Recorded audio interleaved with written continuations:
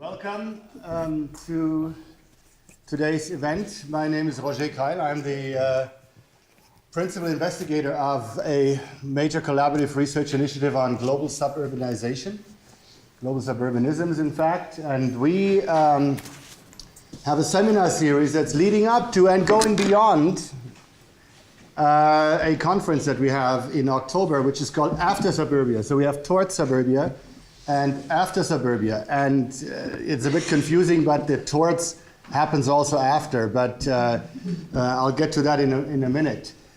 Today's speaker is Abidin Kusno, who is my dear friend and colleague here at the Faculty of Environmental Studies.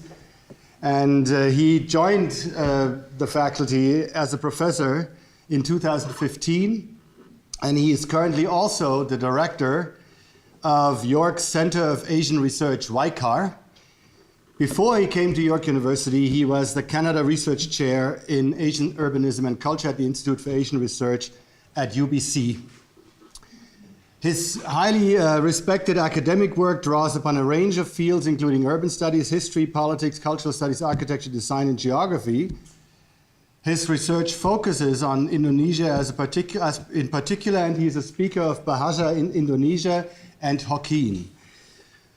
Abidin's books include Visual Cultures of Ethnic Chinese in Indonesia, most recently in 2016, After the New Order, Space Politics in Jakarta, 2013, Appearances of Memory, Mnemonic Practices of Architecture and Urban Form in Indonesia, 2010, and Behind the Post-Colonial Architecture, Urban Space and Political Cultures in Indonesia, 2000. It's a very longest distinguished list of work, and I know many other things that he has done.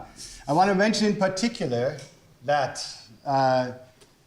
three more things about Abidin that for me are important in this context. One is, when I knew he was going to sign on the dotted line and become our colleague, I asked him immediately whether he wanted to be a member of the advisory board of the MCRI on global suburbanism, and he accepted. And he has contributed in a great deal to our work in the last couple of years. It's been really wonderful to have him on board. As part of this, and his own baby, which he has sort of trademarked, he actually invented this very seminar series. While we were sitting jet-lagged at Heathrow Airport for 8 hours last October, he gave me an outline of what he wanted to happen, and now he made it happen. However, when it would have looked a bit funny if we had put him on the list of speakers at the time, because he is the one who created the series.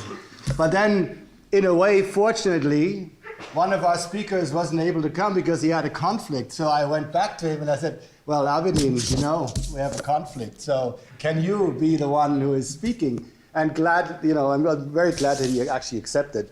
So Abidin, thanks a lot. Before we get to your talk, which I'll introduce in a second, I just also want to make a few announcements. This is one in a series of talks, and you can see them all on here. This is the first of the talks in the fall. We had two in the spring. We have, in a couple of weeks, we have Marcus Moos and Robert Walter Joseph at the 401 Richmond Gallery in downtown Toronto, and it's an evening event, and there will be an Eventbrite call for that. Is that correct?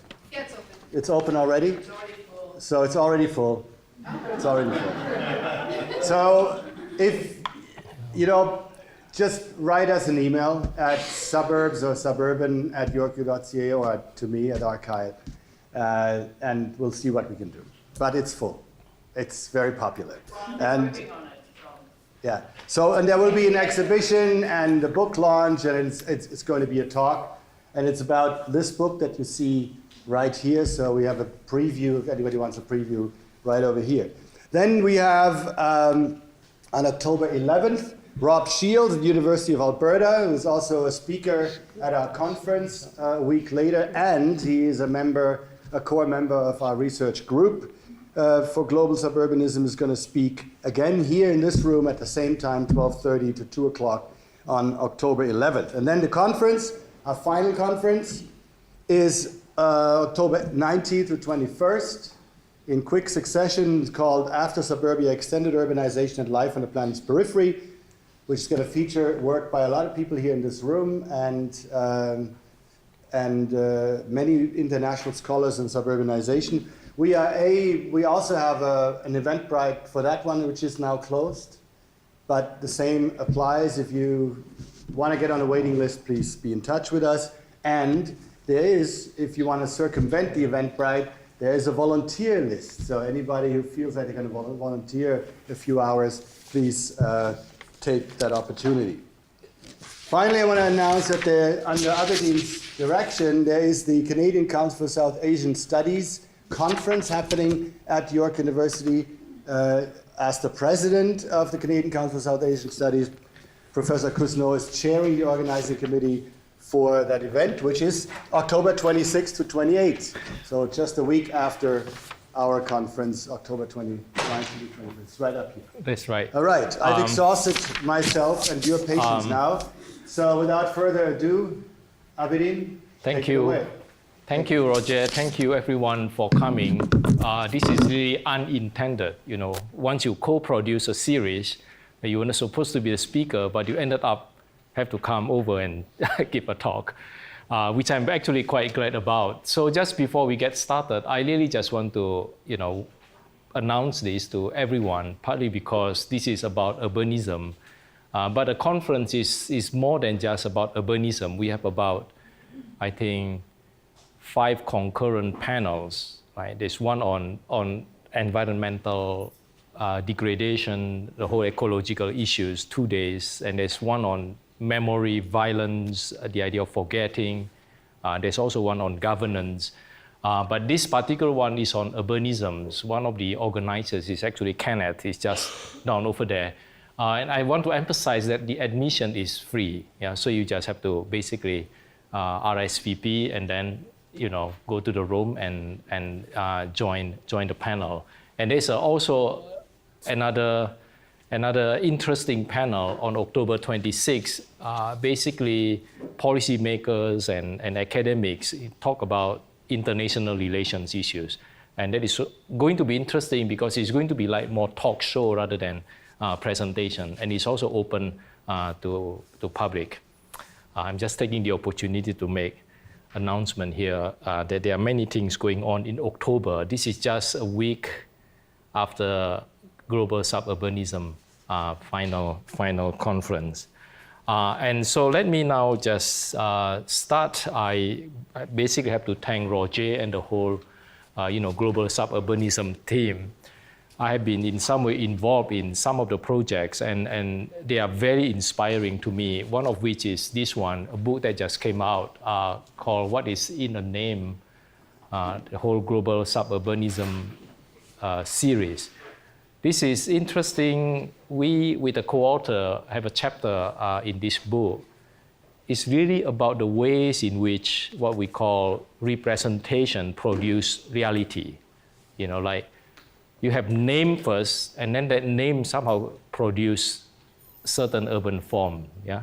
So we are talking about these whole issues of prescription, versus description, and this is also a sort of a little project that make me wonder a lot about the globality of the suburb, yeah, the globality of suburbanization. Can we actually talk about a specific place while at the same time thinking about these issues in a global manner? Yeah, and one thing that I immediately confronted as I did this project, which then led into this paper that I'm going to present to you, is the fact that when we talk about the expansion of the city, yeah, this whole phenomenon of urban sprawl, what is important to me is that this expansion of the city, it is not quite unidirectional. Yeah. The expansion of the city is really not followed by the expansion of what one would call surface land, right? So in what I would call cities, the suburb of the global north, you have the expansions of the city, but that is actually followed by the expansion of the surface land. Yeah. But the kind of a case studies that I'm going to share with you is that the expansion of the city is not followed by the expansion of surface land. Yeah. So that allows some materials for me to think about, how are you going to talk about the globality of suburbanism, but at the same time, pay attention to the specificity of different places. And we, with Roger and others, as you know, global suburbanism travel to different parts of the world, right?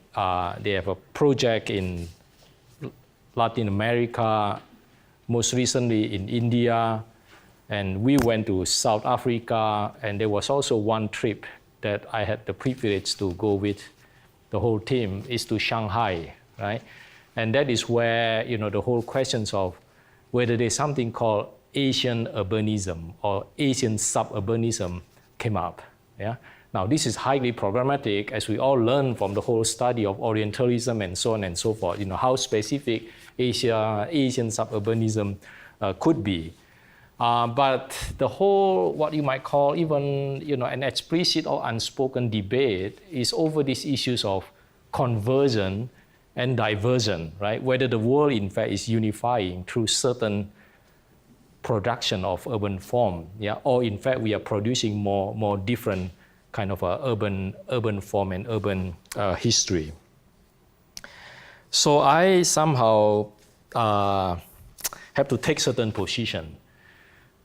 To me, when we deal with this notion of the global, right, I at this point adopt a position where we all are within a single world capitalist economic system. Yeah, we are all within it. Yeah, but this system at the same time operate within all kind of a different social, cultural, political system. Yeah, so does that make sense? You have this kind of I'm actually adopting a world system analysis. I was actually a product of that school. I had my graduate studies at SUNY Binghamton, under this Fernand Braudel Center. So one of the lessons that I learned is that we are all live in one single capitalist world system within which there are many social, political, cultural configuration. Yeah, so that allow us to somehow negotiate between the specificity of different social, cultural, political system, but at the same time think about the world as a unit of analysis. So I'm going to bring this larger perspective and look at the case of Indonesia. Yeah, again, I already mentioned about the whole debate over conversion and diversion. If you just look at this map, this is a sort of a map that you could easily download from any website. Yeah. This is actually from the Greater Jakarta Transport Authority. If you look at the map, you just really realize that, oh my goodness, there's something called global suburbanism. Yeah, Greater Jakarta, urban sprawl, they even use the word.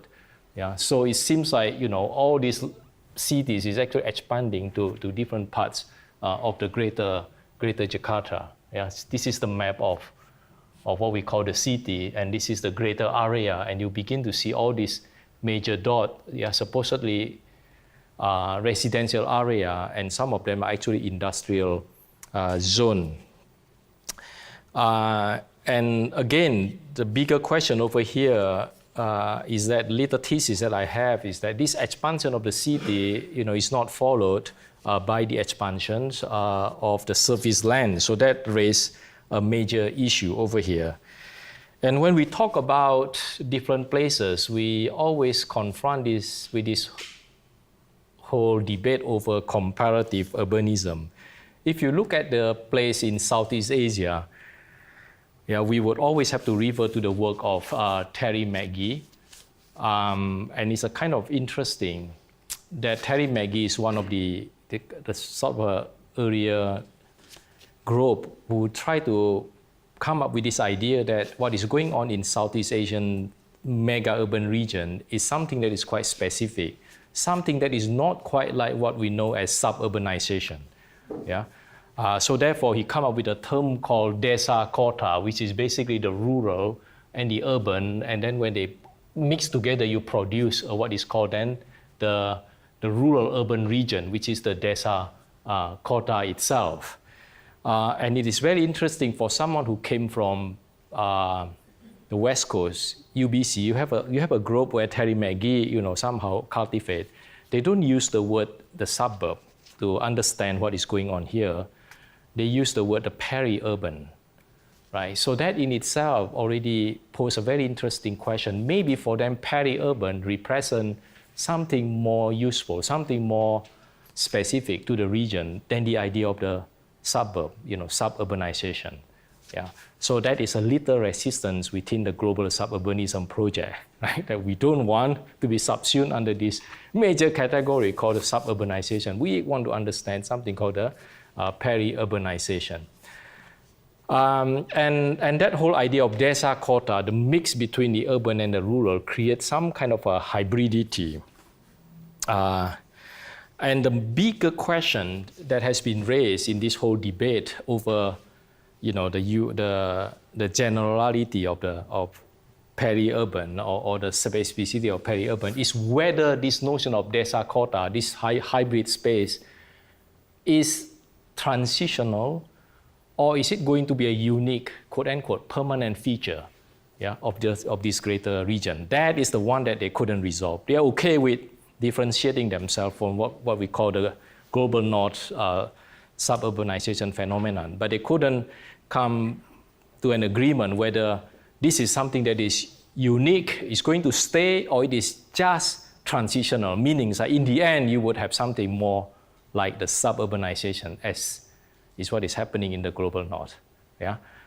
So I thought this is a kind of a thing that made me think a lot about the so-called specificity of the region. And if we know Terry McGee's work, we also know that his work used to be based in Southeast Asia, but colleague in China has already also begun to pick up his idea as well. So in Chinese urbanism, they have this term, they call this urban village. The Chinese term is Chen Zhong Chun. That means that you suddenly have a city in the rural area. And Terry McGee has been invited to give a lot of talk. In some way, desa kota is no longer a term for Southeast Asia, but it has moved on to the East Asian region as well. Now, my talk today is not so much about this peri-urbanization thing.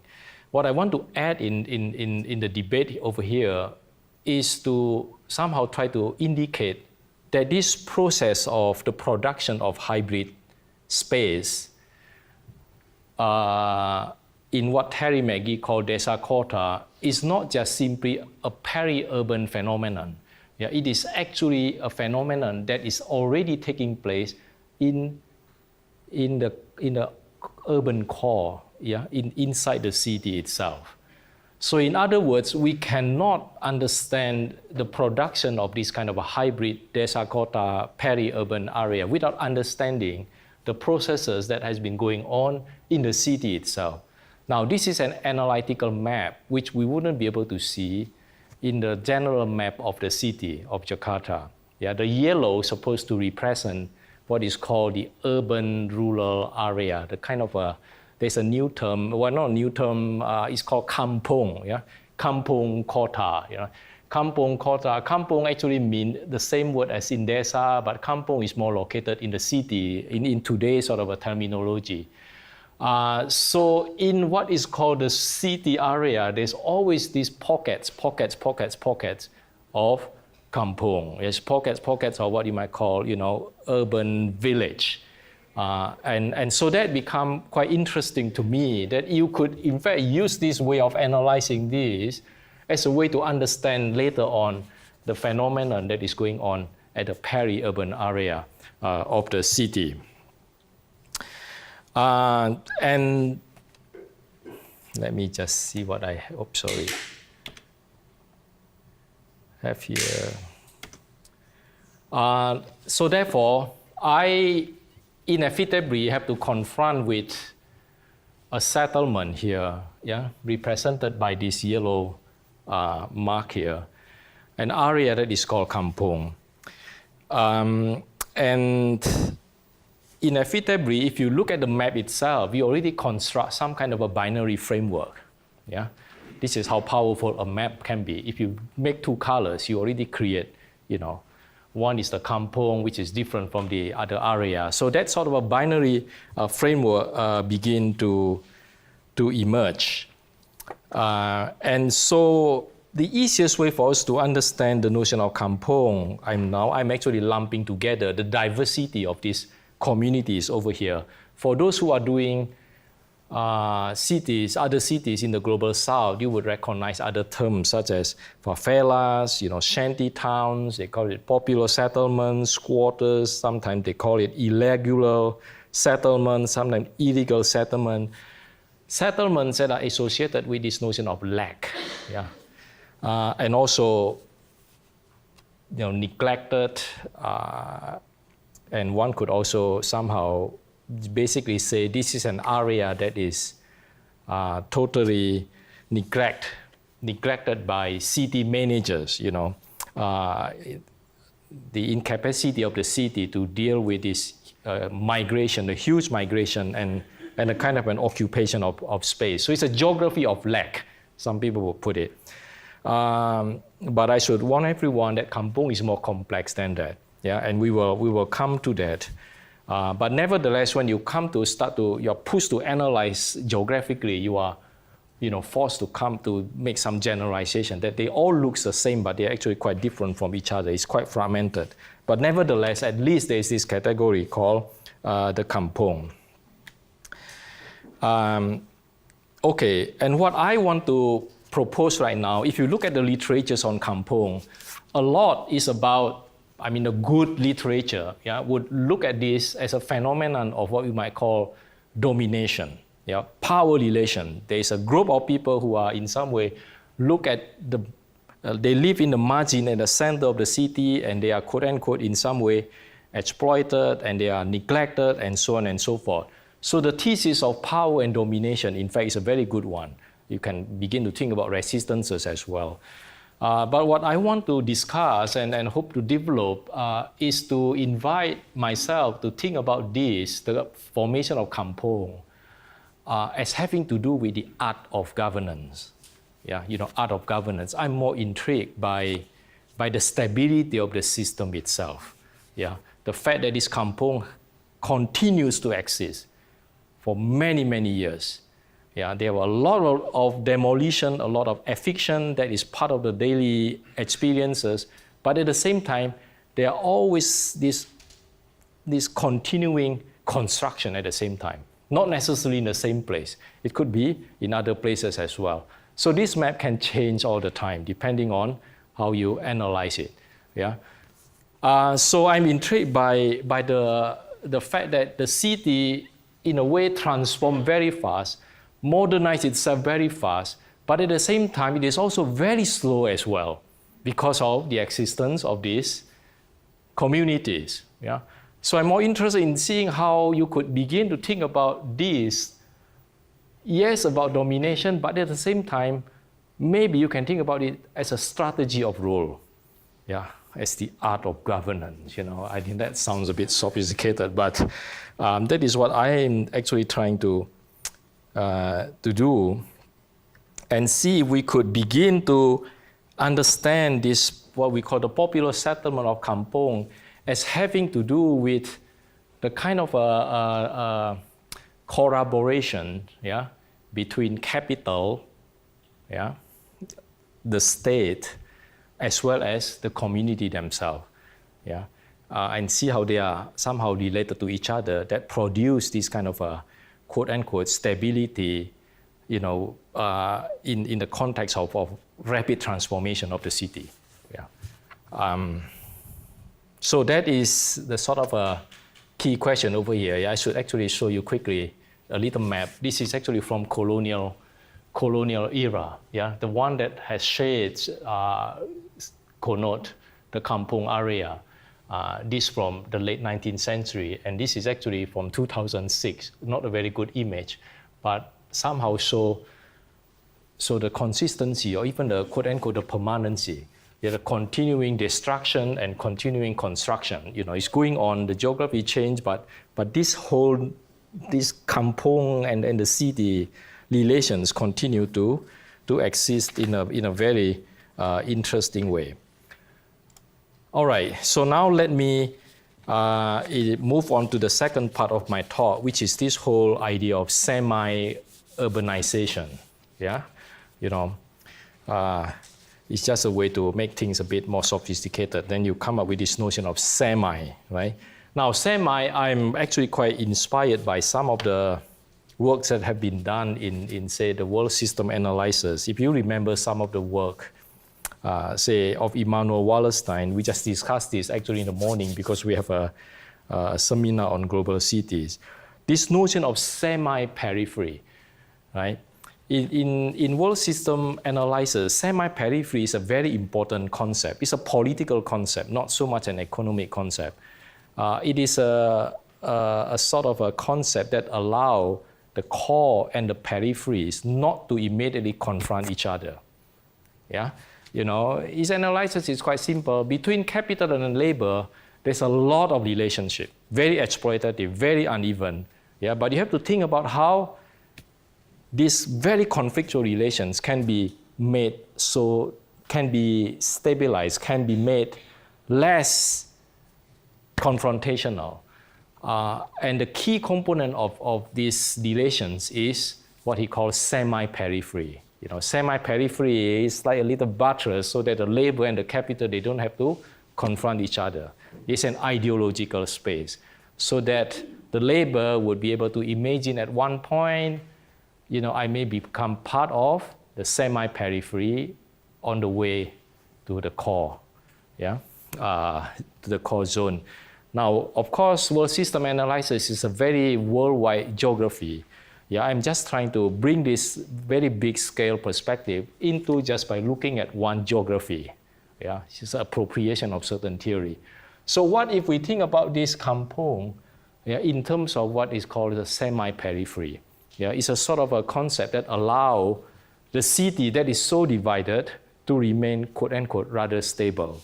Yeah. So maybe this kampung, this area, when you think about this as a semi-periphery, you would imagine that people from the villages, from outer region, from the rural area, when they migrate to the city, they don't immediately go to what we call the formal part of the city. They would find themselves in the kampung.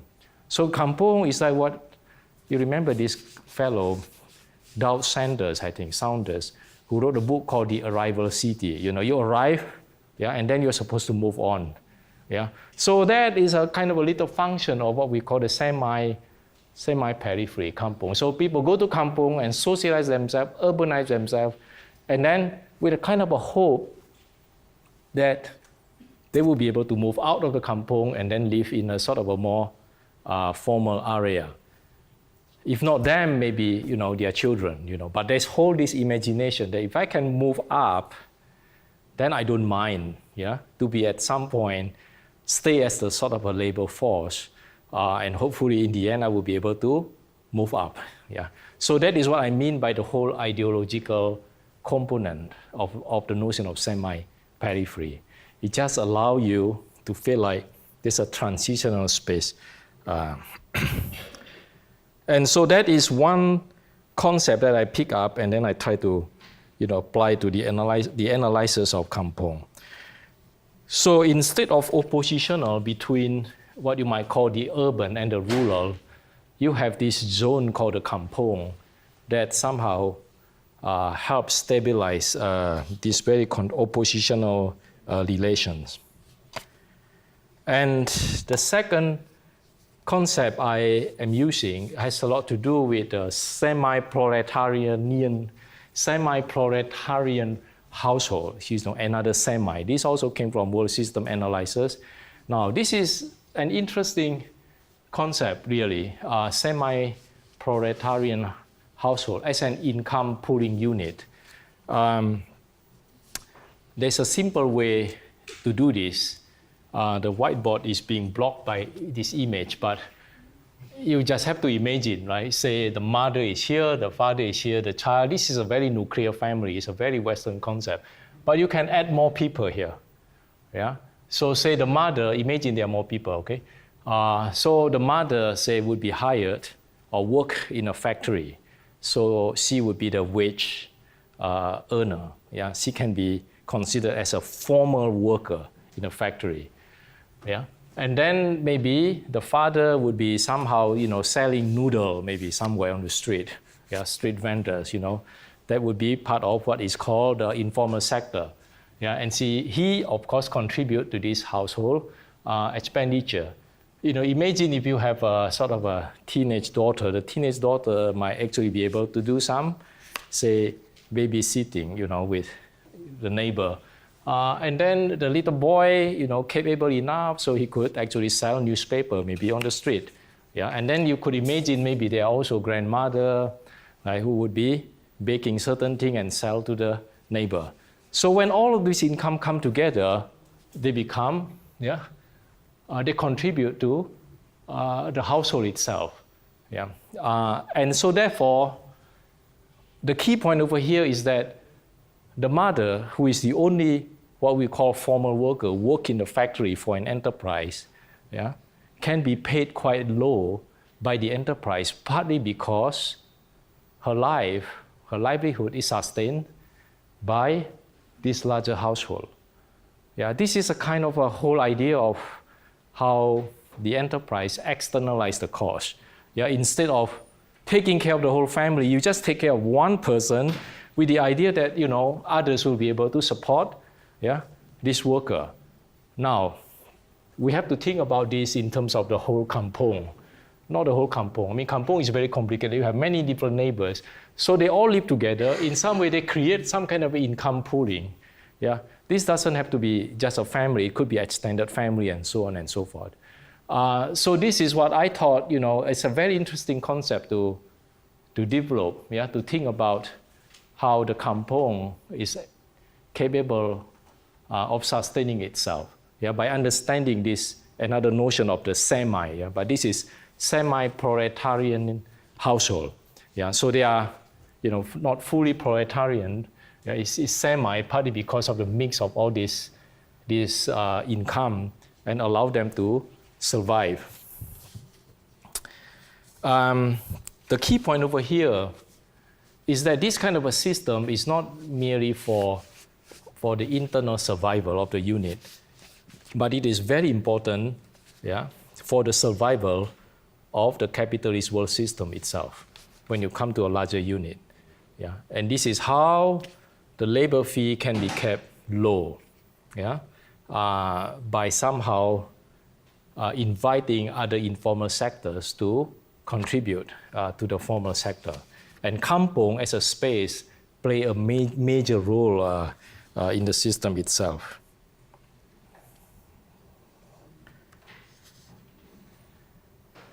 And so,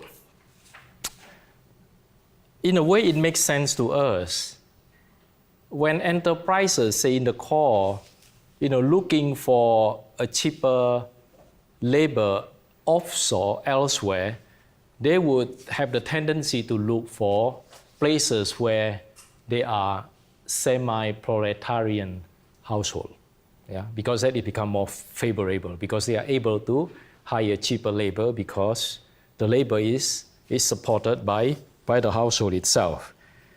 And that also, in a way, gives us one thing which I have been in some way fascinated by, is the inner contradiction of this system. Yeah, we know very clearly in places like, say, Jakarta, there's a lot of demolition of kampung going on. Yeah. But we also realize if all these kampung disappear, it would have a huge consequence, not only for people who live in kampung, but also for capital itself, because it would squeeze the profit of the enterprise. Yeah, if the kampung disappear from the city, where are you going to find this semi-proletarian household that has been a pillar, that sustained the cheap labor regime of the city? Yeah, so that is the inner contradiction which I find fascinating. Why is that this continue to go on, right? Demolition, but then construction, isn't this contradict the whole logic of capitalism? But it also contradicts the whole logic of the city itself that try to modernize, try to criminalize, try to othering, kampung. Yeah. If we know that kampung is so important to the system itself. Okay, move on quickly. Another semi, which I thought is useful, and this has a lot to do with the land status system that is in place in the kampung area, which to me is very interesting because in one kampung, you will see many categories of land status. And there are so many that you have to simplify it into just 3 categories. Yeah? The formal tenure, this is quite straightforward. Basically, individual land ownership. Yeah? You own the land, you certified it, you registered it under National Land Agency, you are the owner, individually based. Yeah? And then the opposite to the formal is, of course, the informal tenure. Yeah, this is what you might classify this as squatting. People immediately just need a land and they just occupied it. Yeah, but even if you are under this informal tenure situation, this doesn't mean that you are illegal, because the state somehow always allow you to use the space. Yeah, this is very complicated. Yeah, there's also a fear that if you don't allow people to occupy, yeah, there will be a lot of unrest. So in a way, the state is always very ambiguous. Yeah, allow you to stay, give you a permission, but that doesn't mean that you are the owner of that particular area. You can always be affected. Yeah, and if you are under this category, you won't be able to move up to here. Of course, there are always other ways to do that. But then the most important category for us here is the semi-formal tenure. Yeah, all kind of things that doesn't fit in here would fall in here. Now, this is very complicated. It has all kind of a communal system and all sort of a system. It is legal, but it's not acknowledged at the national level because the national level only acknowledges individual ownership. Yeah. Now, what is important here is that, and this still needs a lot of study, is that most of the people who live in kampung area, they actually hold semi-formal tenure system. Yeah, this is a system that what is called de facto. The fact that you are there allows you to stay there. The fact you are there partly because everyone knows you are there, and there's a strength in numbers. Yeah, people feel more secure. Yeah, having that.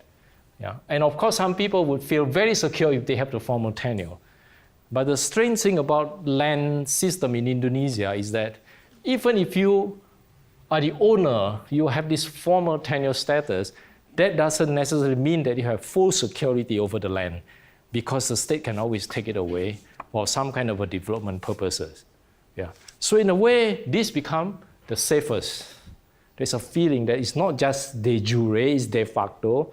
And then more importantly, if you are under this semi-formal tenure, you don't have to follow a lot of regulation. Sometimes you don't even have to pay things that you have to pay if you are under formal tenure. So it's less expensive, and you can always ignore all this building code. Right? You can do your own renting on top or wherever it is. Yeah. So this semi-formal tenure, which is acknowledged by the state, in some way is a kind of allowing kampung to continue to exist. Yeah, it also allows community to be formed as well, because it is not really about individual. It's more about the community. So this is the thing that I find interesting, because it allows kampung to continue to exist, right? And then maybe this is already close to my thesis, which is really about another notion of the semi. This time is about semi-autonomy. It's about the self-governance of this neighborhood. It's a kind of interesting, you look at literatures, basically the debate is about whether kampung is a state invention or it is in fact the culture of the community. Yeah? And I think the best answer to that is that they are actually both. Yeah, there's a whole idea that kampung in fact develops out of Indonesian culture of mutual help. Yeah, there's a term called gotong royong, you all just help each other. Yeah, in a way you also have your own security system, you know who is outside, who is inside. And in a way, the state allowed this to happen, partly because this is how the state could also externalize costs as well. The state just have no power to provide housing. You know, you guys can help each other, build your own house. It's good you have your own organization. Doesn't cost much, and we support that. Yeah. And of course, the state at the same time also aware that you have to keep promoting culture for the kampung so that people can all work harmoniously. Yeah.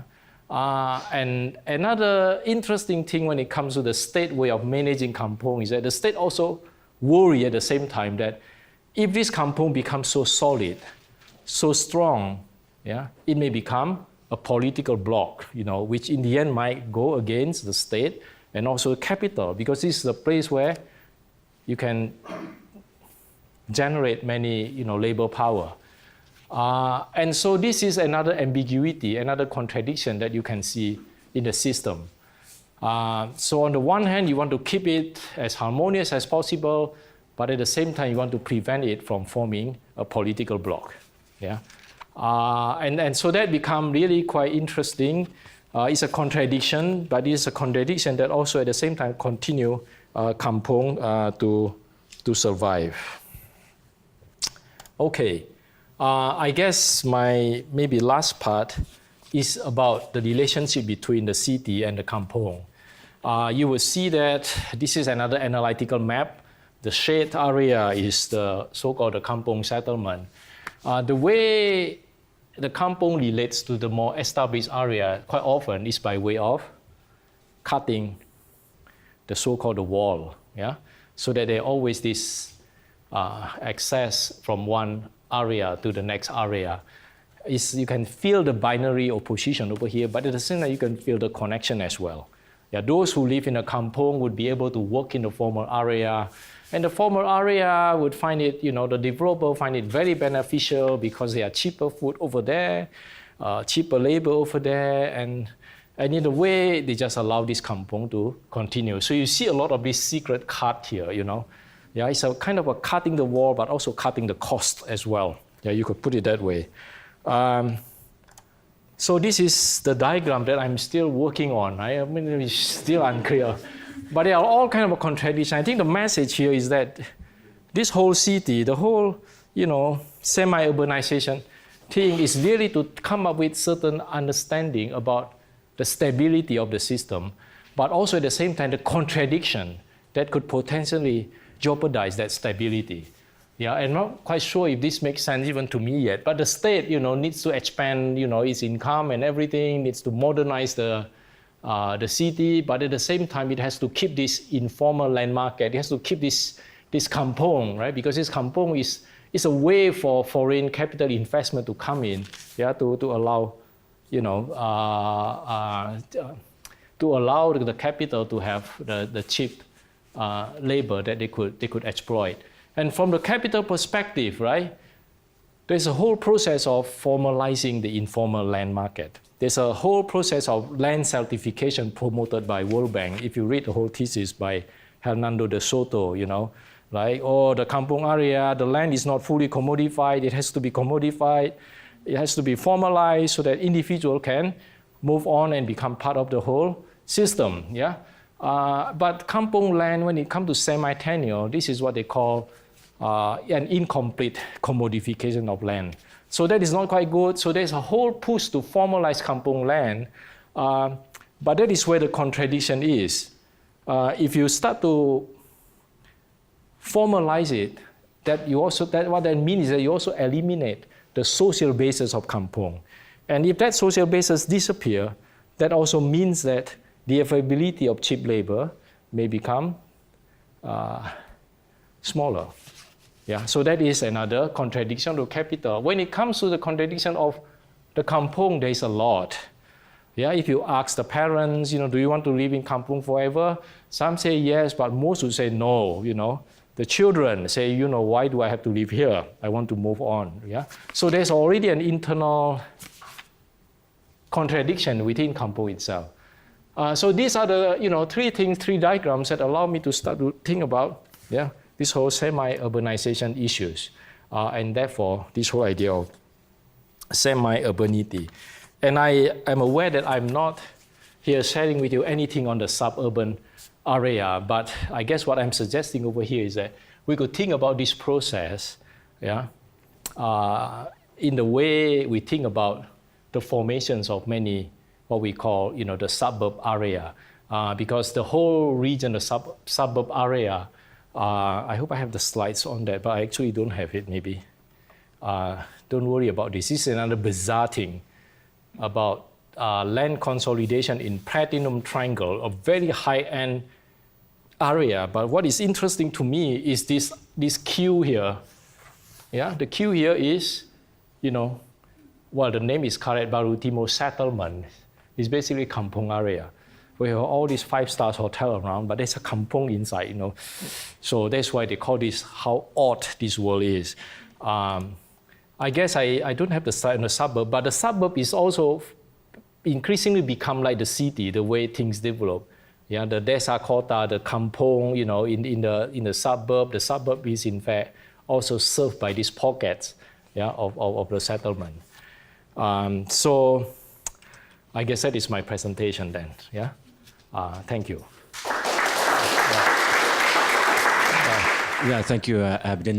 That's really interesting. My question is, I guess, a historical one. It's about, you've shown the continuity of kampungs in Jakarta, but I'm wondering about the relation, I guess, between the community and capital in the colonial period. In the Dutch era, presumably there was less manufacturing, call centers, those kinds of ways of employing people, and more things that were distant from the city in plantations and so on. Can you speak to the sort of relationship of capital in the Dutch period? Yeah.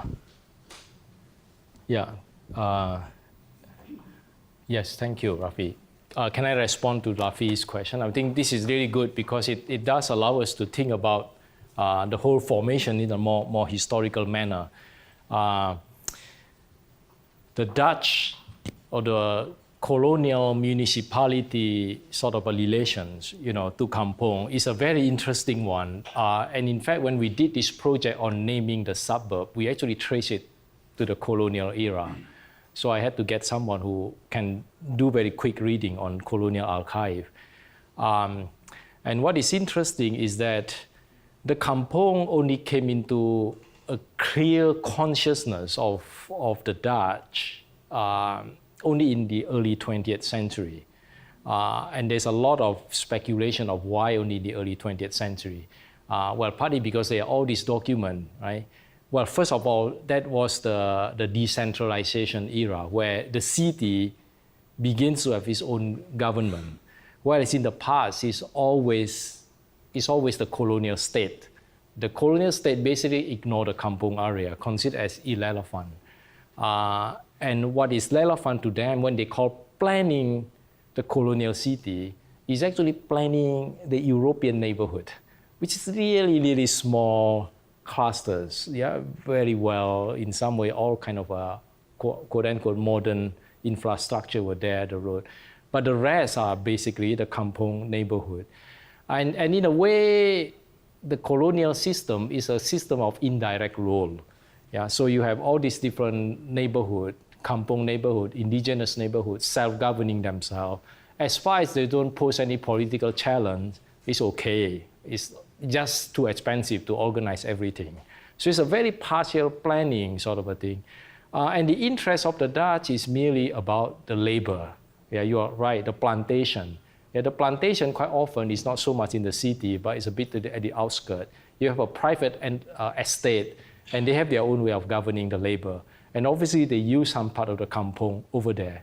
So this relationship had already been going on during Dutch colonial time. The difference really is that only in the early 20th century, when the decision were made that kampung should be part of the city administration, that you begin to have a lot of commentary on kampung from the Dutch perspective. Yeah, they are the other, and there are all kind of a debate. One debate is that let them be, and then the other camp is that we have to modernize them. We have to improve their kampung. In fact, the first kampung improvement project actually came from the Dutch era. Yeah? And the speculation was that this is the way to make sure that there will be no unrest because of urbanization at that time. And of course, the other issue relate to public health. For some reason, at one point in time, they realized that kampung is so unhealthy. So you have to modernize them. But there's a lot of debate over, you shouldn't spend too much money on kampung. It's just too expensive. Yeah. So that partial planning continue in some ways is a legacy of colonial era, and it seems to continue until today. So I think the great thing about Lafi's question is to begin to make us understand how this has been produced even since colonial time. Labor is there, yeah, use it, but then at the same time ignore it, partly because you can't allow them to have their own self-govern as far as they don't pose any political challenge. Yeah. Stefan was next. Stefan, yeah, and then Judith also has a question. Are they working? Yeah, working for the recording. Yeah. Oh, I see. Okay. Well, thanks a lot, Abidin. I find it very refreshing, actually, to hear you talk about system and contradiction Yeah. in the current context of some of the debates in urban studies, which seem to have moved rather far away from some of these concerns. I still have a couple of questions. One is, I think, following actually from Ravi's. Mm-hmm. I mean, you use the term semi-periphery as a kind of you bring the term semi-periphery down to analyzing relationships between different social spaces in Jakarta, right? Mm-hmm. But if you were to move back up to the world system level, Yeah. and if you were to move forward from the colonial period to now, and even from the time when Wallerstein talked about the three spatial zones in the world system, how exactly would you analyze the relationship between the world systemic, the place of Indonesia in that world system on the one hand, and some of those local dynamics? Are you seeing a continuity of informalization as it was built in the colonial period, or how do you see that sort of relationship today? The second question is more about you started with your discussion about the terminologies that we use to describe cities, suburbs, and so on in different parts of the world.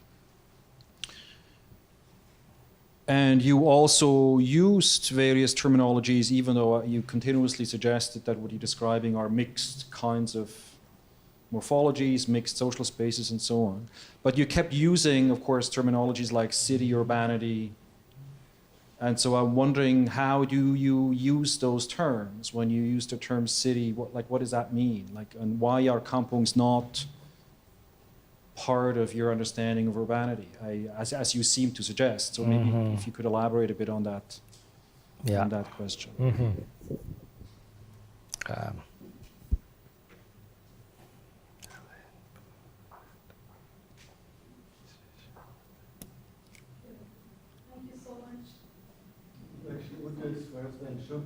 Did you want to respond? Oh, Judith also has a question, huh?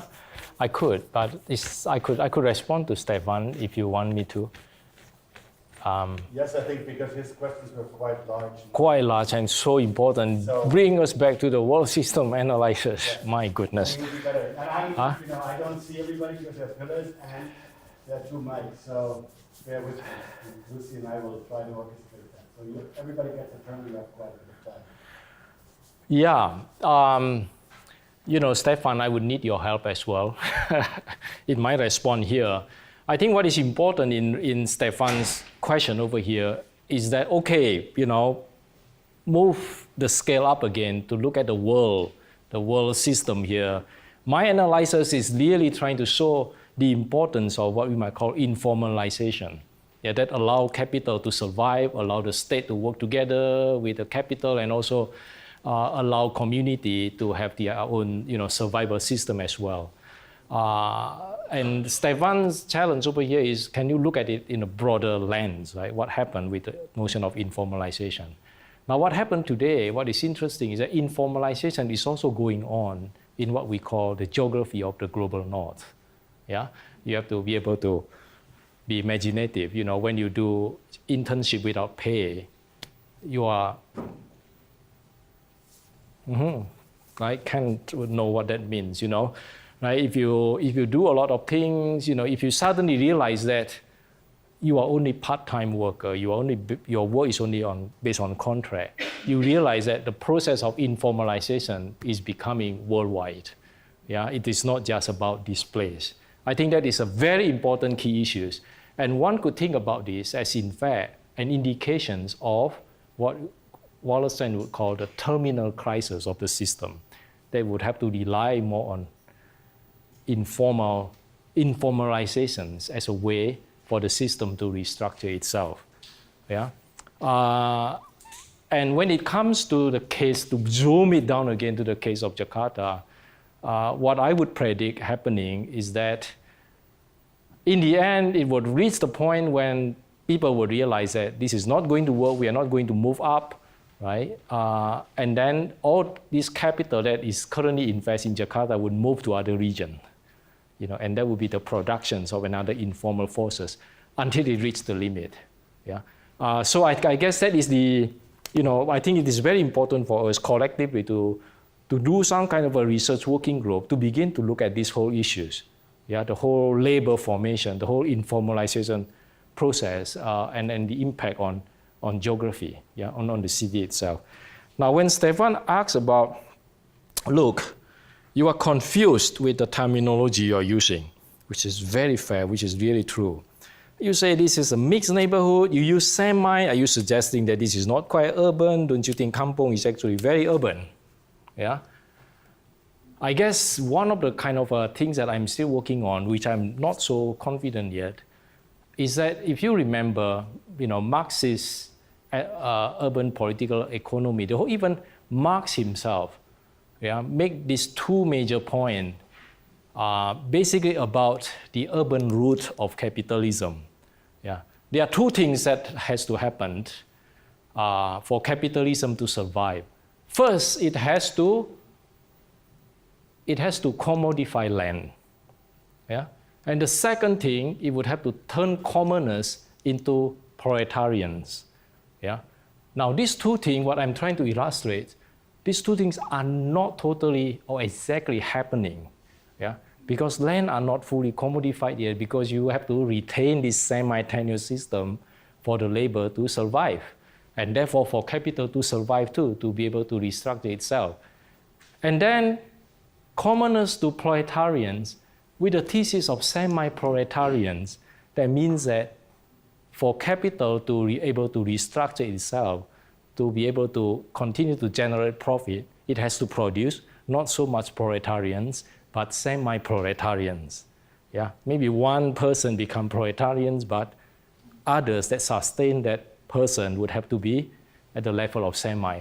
So this contradicts Marx's thesis of urbanization. That's why I'm confused, Is it city? Is it urbanization? If urbanization means proletarianization, then what is going on is not. Yeah? If modernization is about everyone become modern, every lands become commodified, then what is happening is not. That doesn't necessarily mean that this is lacking behind, this is backward. It is just so the contradiction of capitalism. They can't produce proletarians. They can't commodify, well, they will eventually, but it confronts its own contradiction that proletarian ought to be produced, but if you produce proletarians, it becomes too costly for the enterprise to sustain that household. So you have to produce this semi thing until, it reaches a certain crisis. So that is why I have to find a way, Stefan. If it is not city, what is it,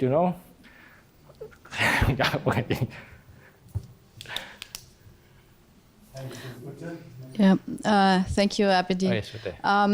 Also, a little bit of a comment on the naming, labeling thing, but also an observational question. So when you use suburbs, you mean it very geographically, obviously outside lying, outside of the city, at the outskirts of the city.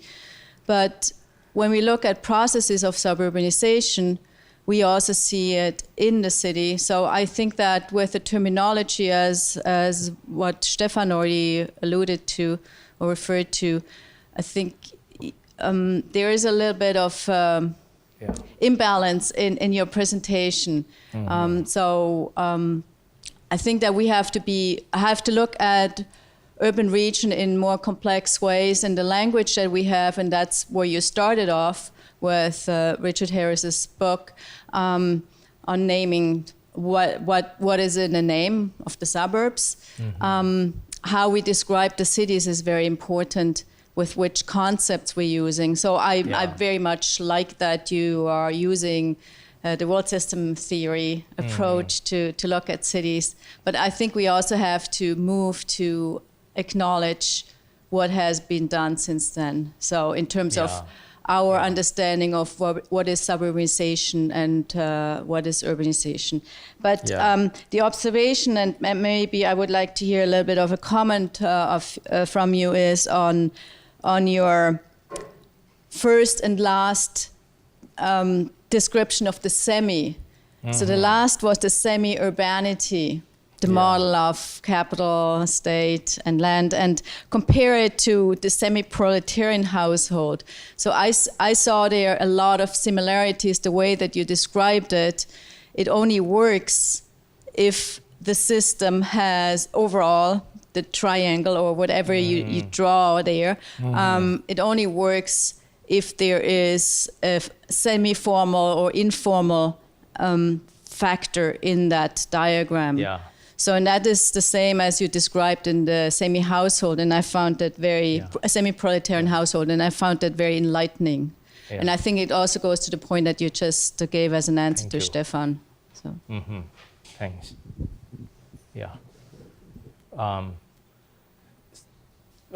These are good comments, Ute, all I can say. You know, I think the whole naming thing, the whole sense of, you know, is suburbanization simply geographical, right? Simply what we might call outside the city, is something that I guess I still have to read more on the whole literature of you know, the suburb.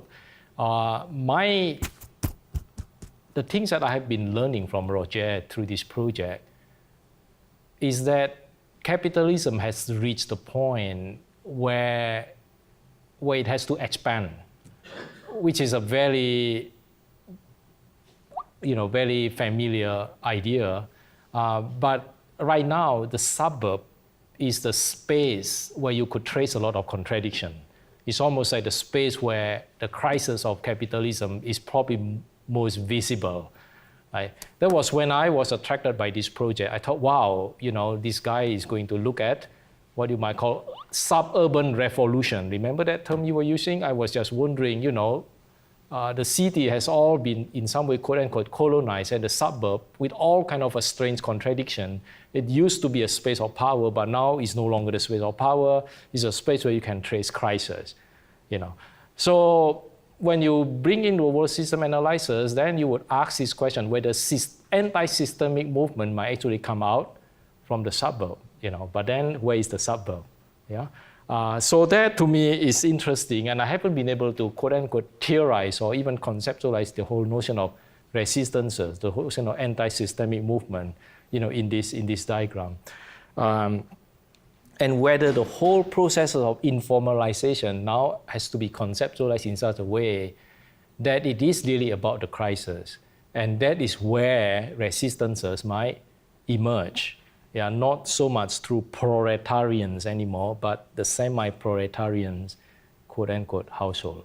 Yeah, this remains a very good question. And how are we going to understand this process through suburbanization, through suburbanism?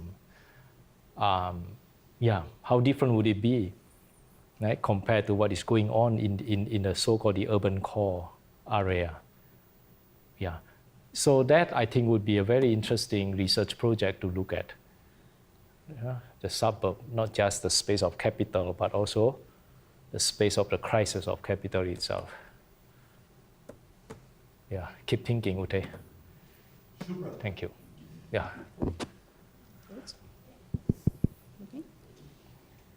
Thank you so much, Abidin.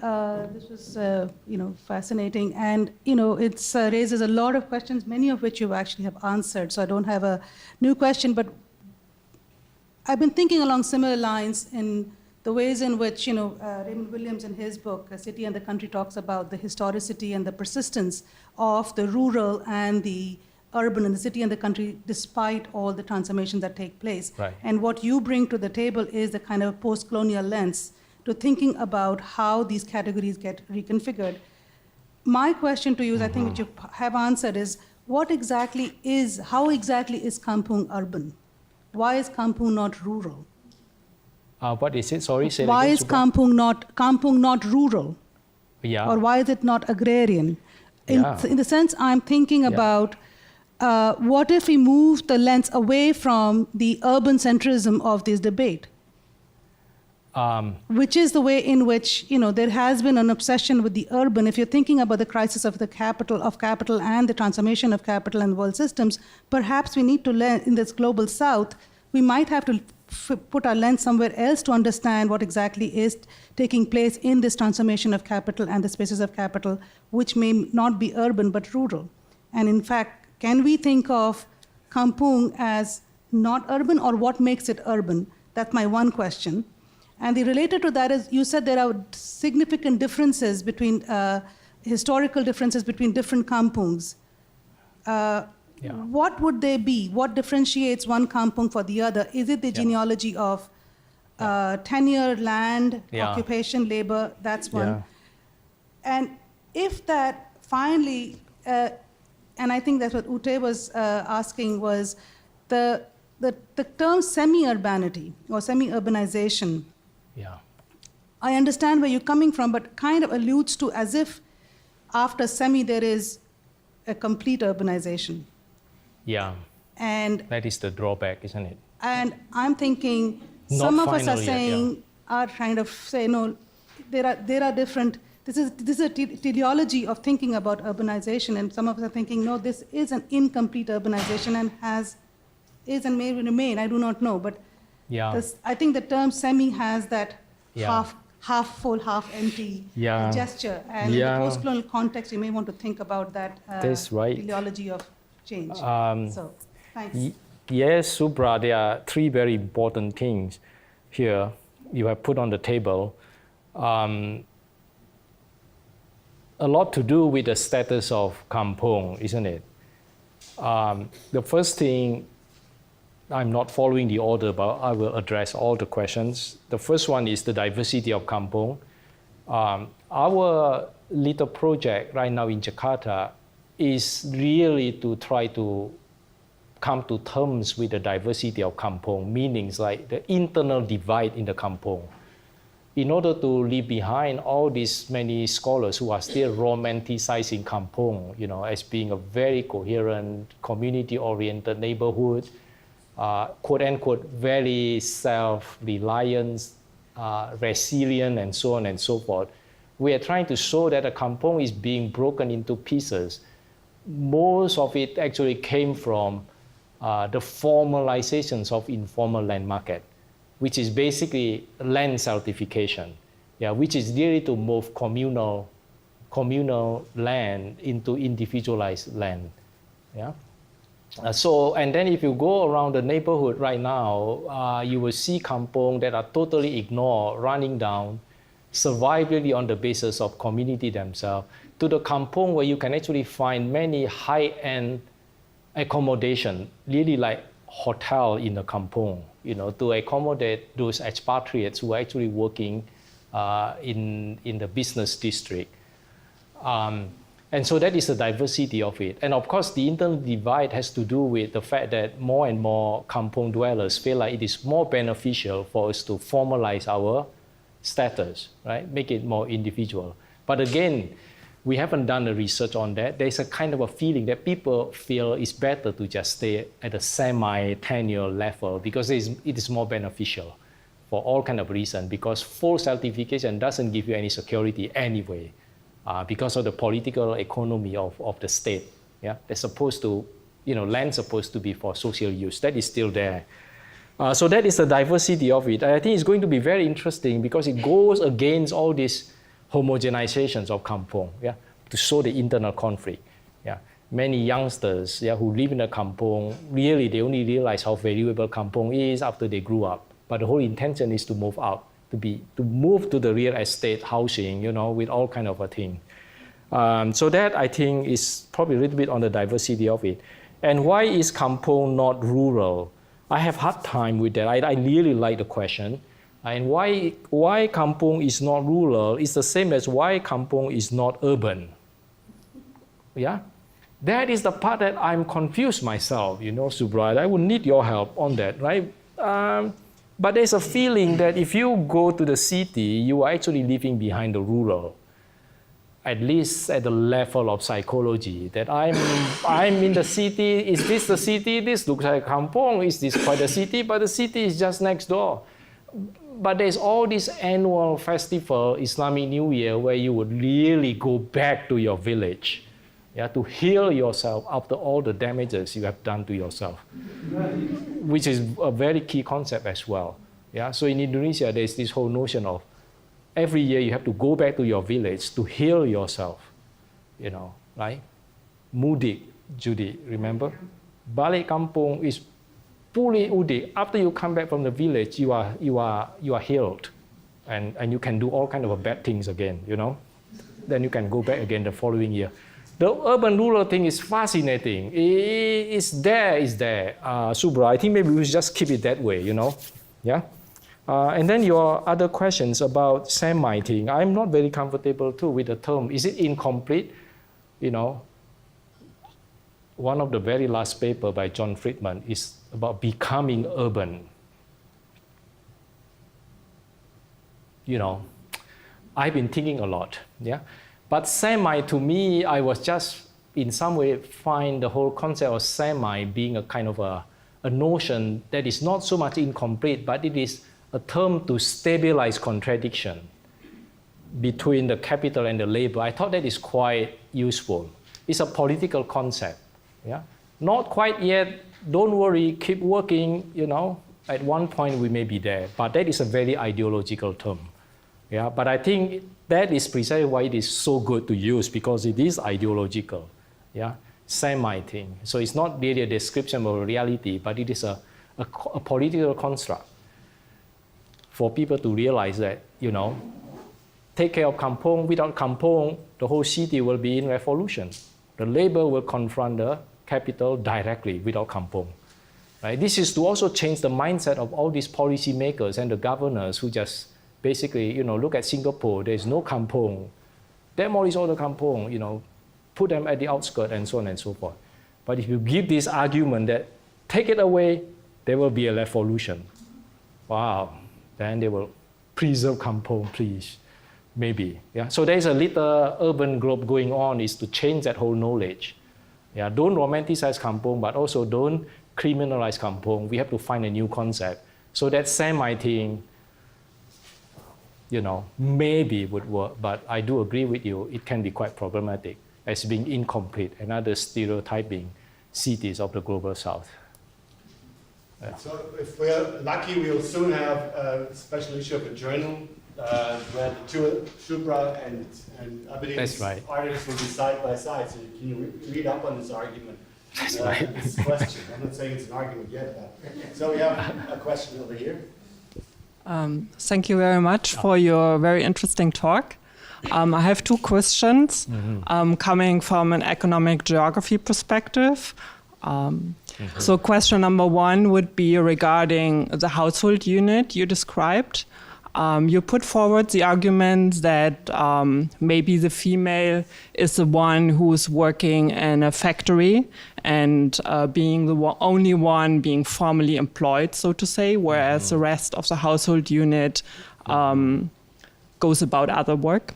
So I was wondering, and then you also put forward the argument that because they are supporting each other, that is the reason why the wage level can be kept so low by international corporations, So I was wondering, what is the ratio of like the person who's working in the factory, like what they bring home, what they contribute, versus the others of the household, and then what's the motivation to even work in a factory if the wage level is low?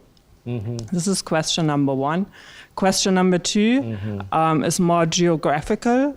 Having visited Jakarta and also looking at your maps, from what I recall, I think several of these compounds areas are actually quite central, given that Jakarta has a population of like way over 10 million, regarding of how you like count. And then given also that traffic is horrific in Jakarta, it's really hard to get from A to B because streets are so crowded. So actually many of those areas seem to be located very centrally within the city. And then provided that what we saw on the pictures, like the high-rise, these are buildings of international corporations, these are hotels, shopping centers, which require a lot of labor.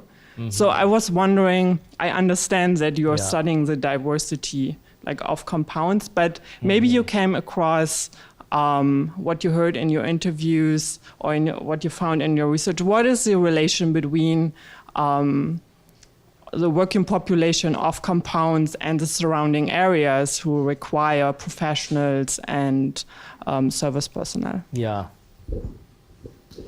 Could we just now, because we're getting close to the end, collect the last questions, and could I ask the people who asked the questions to be a little bit more short in their question? Linda, Andre, and then Judy. You also had a question, then very briefly. And Azam. You need to be now very brief because we only have about 7 minutes. Thank you. Okay, I'll try to be as brief as possible. Thank you very much for that talk, Abidin. I found myself, because I know nothing about urbanization in Indonesia, I wanted to know much more about the dynamics of daily life in the kampung. So to keep it very brief, what's happened to the price of land in the kampung since the global financial crisis? And what impact has that had on the way that the social reproduction of daily life is organized in the kampung? Okay. I could go on, but I'll leave it at that. Yeah.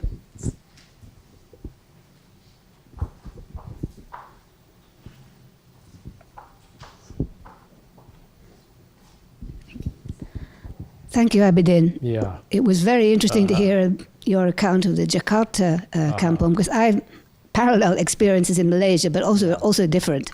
The word kampung is an iconic word, means a community, basically. So it can be rural or urban. There's no real arbitrary, it's an arbitrary distinction to make it urban or rural.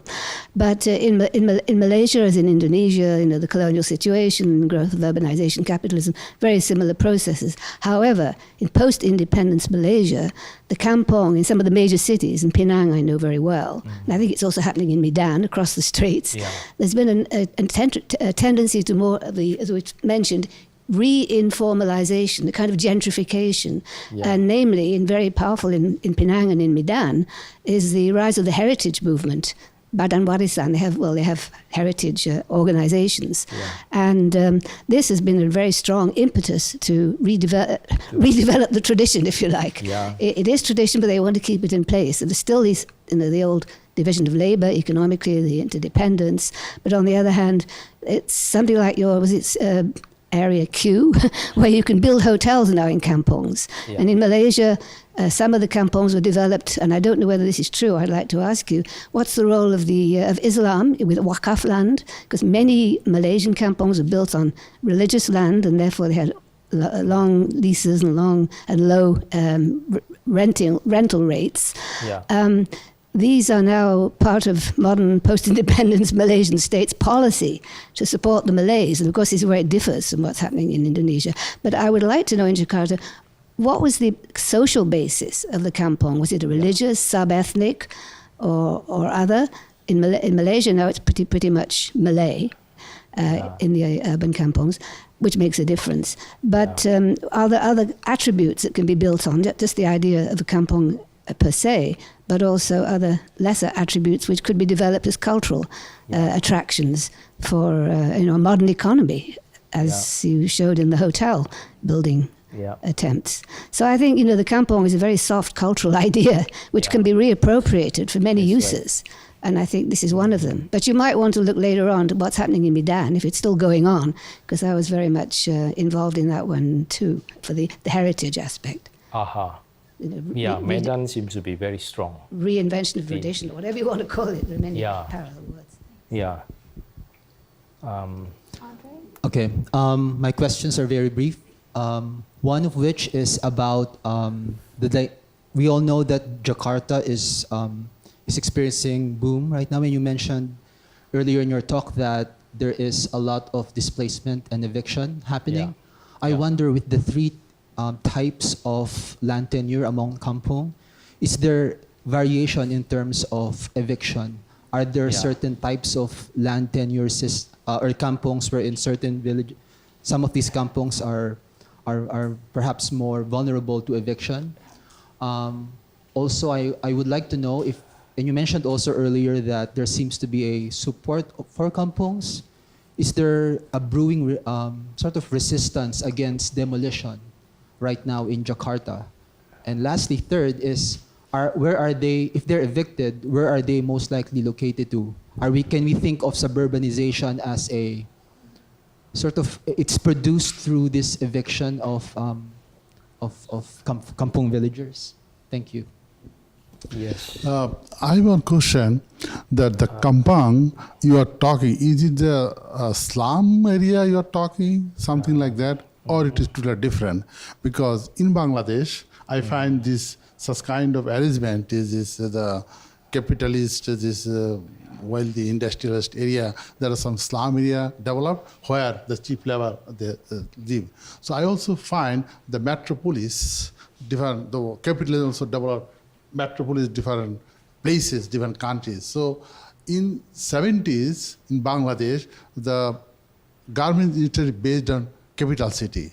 But when it is expanded, the garments are spread all over across Bangladesh. So where the garment industry developed, there is some slum area also developed where the cheap labors are.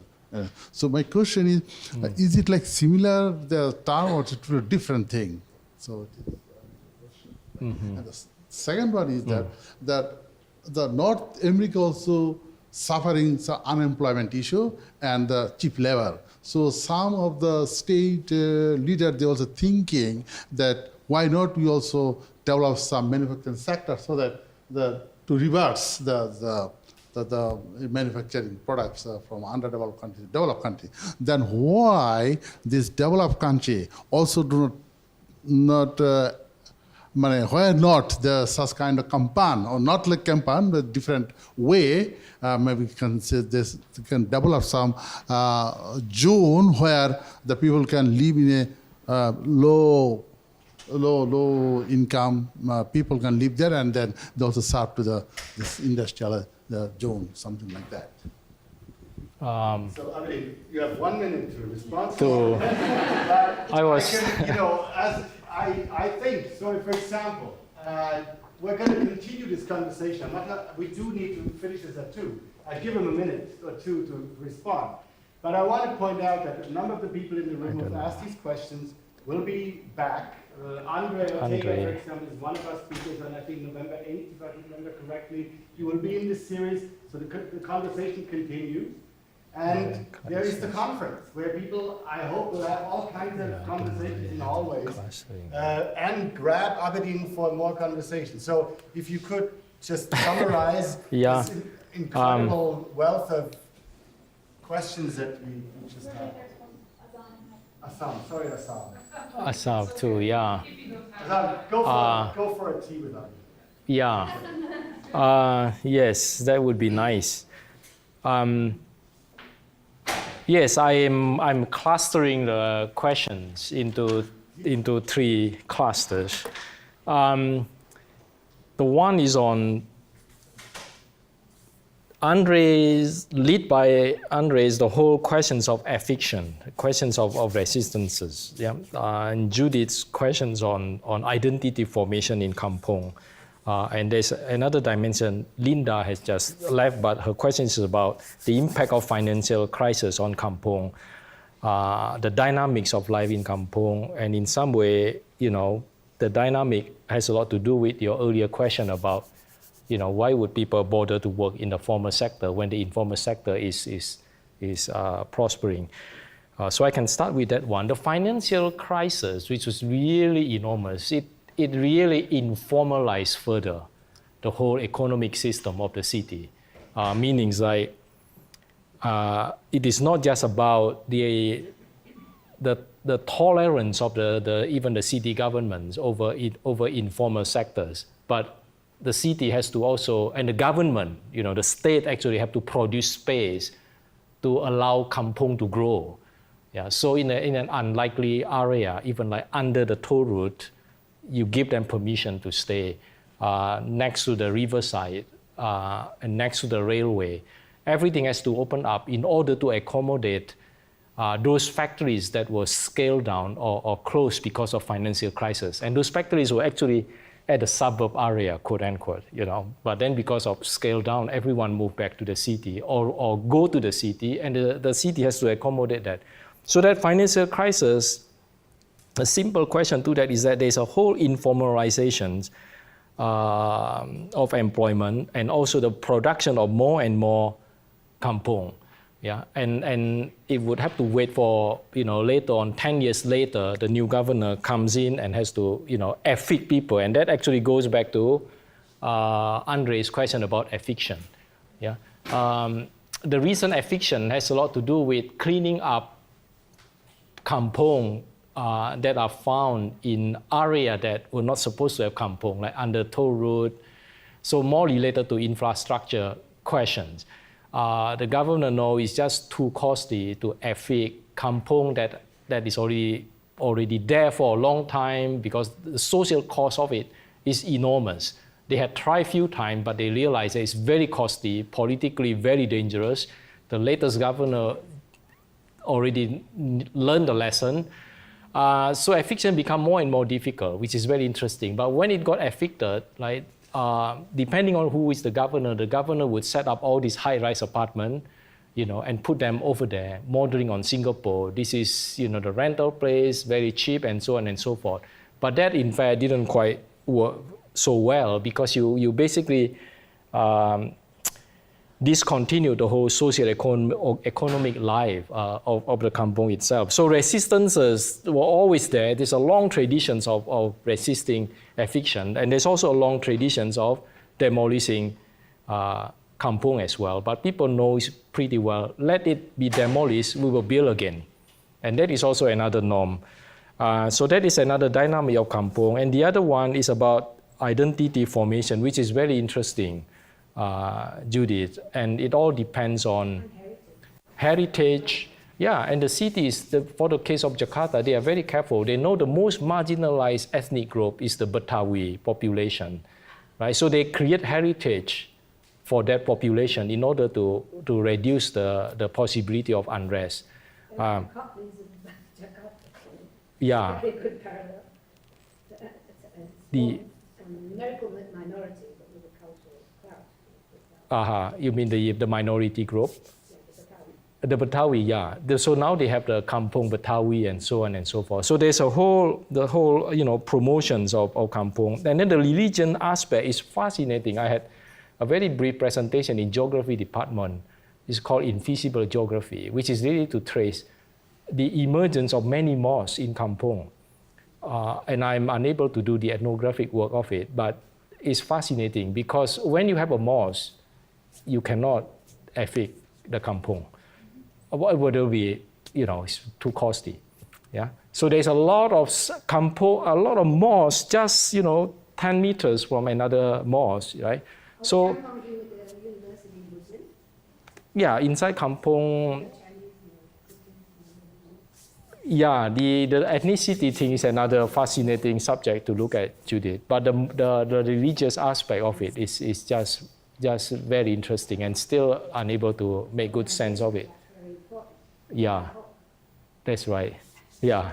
I'm sure this is not very satisfying to respond to very rich question. I want to thank everyone. Yeah, this outlined another whole that's research right. group. Maybe we should go for another MCRI, like more 7 years more. You will leave. I'll talk in English. Too old for that, maybe. Thank you all. Thank you all. Yeah.